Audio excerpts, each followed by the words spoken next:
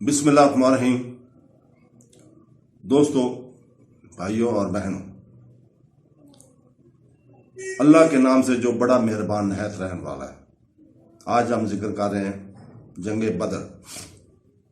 غزوہ بدر اسلامی معرکوں میں سب سے اہم تھا۔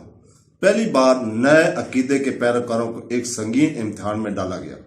اگر فتح کافر فوج کی ہوتی جبکہ اسلامی فوج ابھی اپنی ترقی کے آغاز میں تھی تو اسلام کا ایمان ختم ہو جاتا تھا۔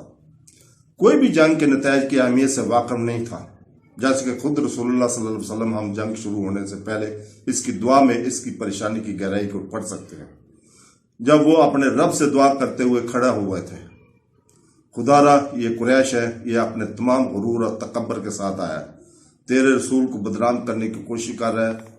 خدا، میں تجھ سے دعا کرتا ہوں کہ کل ان کو ذلیل کر دے۔ خدارا، اگر آج یہ مسلم جماعت فنا ہو جائے تو تیری عبادت نہیں کی جائے گی۔ تو دوستو، اس جنگ میں جس میں کافر فوج 950 جنگجوؤں اور 314 بشمول رسول اللہ صلی اللہ علیہ وسلم کے پر مشتمل تھی۔ اسلامی دفاع 3 دفاعی خطوط کا مجموعہ تھا۔ نمبر 1، رسول اللہ صلی اللہ علیہ وسلم کی شخصیت، ان کی قیادت اور ان کے بے مثال کیا ثابت قدمی۔ آپ صلی اللہ علیہ وسلم بدر میں مسلمانوں کی آخری بنا گاہ تھے اور ہر جنگ میں آپ نے شرکت کی۔ حضرت علی ابن ابو طالب کی قیادت میں ہاشمی پیغمبر کا قبیلہ جو اس جنگ میں نسبتاً غیر واضح طور پر داخل ہوئے اور غیر مساوی فوجی شریعت کے ساتھ نکلے، اس کی عسکری قیادت کارکردگی پورے جزیرہ نما عرب میں عرب کارواں کوئی گفتگو کا مقبرہ مضبوط۔ نمبر 3، سینکڑوں اصحاب رسول جن کے دل ایمان اور قربانی کے لیے آمادہ تھے، ان میں سے بہت سے لوگ شہادت کو ایک فائدہ زندگی اور فتح کے برابر سمجھتے تھے۔ یہ اچھے اصحاب اسلام کی فوج تھی۔ اس کی دفاع کی پہلی صف اور موٹی دیوار جس کے پیچھے رسول اللہ صلی اللہ علیہ وسلم کھڑے ہوتے تھے، وہ حملہ اور محافظ تھے۔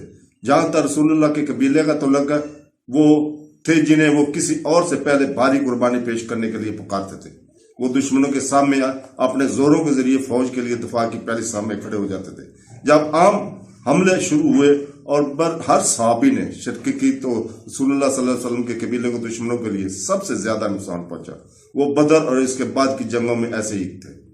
جنگ اس وقت شروع ہوئی جب عتبہ بن ابن ربی، اس کا بیٹا الولید اور اس کا بھائی شبی تمام امیہ سے مشر فوج کے سامنے کھڑے ہوئے اور رسول اللہ صلی اللہ علیہ وسلم سے درخواست کی کہ ان کے پاس ان کے برابر دوری بھیجیں۔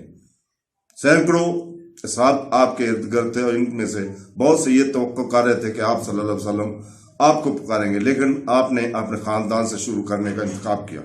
بوجھ بہت زیادہ تھا اور بھاری بوجھ صرف وہی لوگ اٹھا سکتے تھے جن میں سے اس کا تعلق تھا اس نے حضرت علی، حمزہ اور عبید الحارث تمام پیغمبر کے قبیلے سے کو تینوں جنگجوؤں کا مقابلہ کرنے کے لیے بلایا تھا۔ حضرت علی نے الولید کو تباہ کر دیا اور حمزہ نے عتبہ کو قتل کر دیا۔ پھر دونوں نے عبیدہ کی اس کی مخالفت شبی کے خلاف مدد کی۔ شبہ کے فوراً موت آ گئی اور عبیدہ اس جنگ میں سب سے پہلے شہید ہوئے۔ وہ اپنی ٹانگ کھونے کے بعد مر گئے۔ جب عام حملہ شروع ہوا تو سینکڑوں صحابہ نے جنگ میں حصہ لیا اور قربانیاں پیش کی اور اپنے رب کو راضی کیا، لیکن رسول اللہ صلی اللہ علیہ وسلم کے گھر کے افراد نے اپنے آپ کو ممتاز کیا۔ اس جنگ میں حضرت علی کی کوشش منفرد تھی۔ جب ابن ابو سفیان نے اس کا سامنا کیا تو حضرت علی نے اپنی تلوار کے ایک ضرب سے اس کی آنکھیں صاف کر دیں۔ اس نے غوث ابن سعد کو نیست و نبود کر دیا اور تمیمہ بن عدی سے ملاقات کی اور اسے اپنے نیزے سے بدل دیا اور کہا کہ آج کے بعد تم ہم سے خدا میں جھگڑا نہ کرو۔ جب جنگ بہت گرم تھی تو رسول اللہ صلی اللہ علیہ وسلم نے ایک مٹھی کنکر لے لیا۔ اس نے اسے کافروں کے چہروں پر پھینکا اور کہا، تمہارے چہرے بگڑ جائیں، خدا ان کے دلوں کو خوفزدہ کر اور ان کے قدموں کو باطل کر دے۔ کافر بھاگ گئے، کسی کی طرف منہ نہیں کیا۔ مسلمانوں نے انہیں قتل کیا اور قیدی بنا لیا۔ 70 کافروں نے اپنی موت کا سامنا کیا اور مسلمانوں نے ان سے 70 قیدی لے لیے۔ تاریخ نے اپنے ریکارڈ میں 70 کافروں کے ناموں میں سے صرف 5 نام محفوظ کیے ہیں۔ ان میں سے 22 یا 223 حضرت علی کے ہاتھوں مرے۔ اس جنگ نے اسلامی ریاست کی بنیاد ڈالی اور مسلمانوں میں سے ایک ایسی قوت بنائی جس کا حساب جزیرہ نما عرب کے باشندوں کے پاس تھا۔ تو دوستو، آج کا واقعہ یہاں پہ ختم کرتے ہیں۔ اللہ حافظ۔